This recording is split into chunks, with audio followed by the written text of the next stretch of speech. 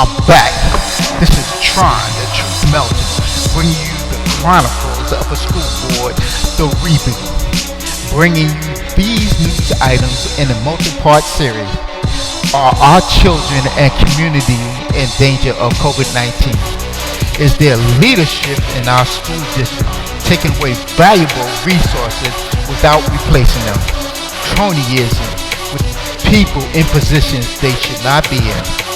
Is there leadership in our district that are creating an atmosphere that put our children at risk of catching COVID-19? We have been hoodwinked by the school board leadership, a wolf in sheep's clothing, and much, much more.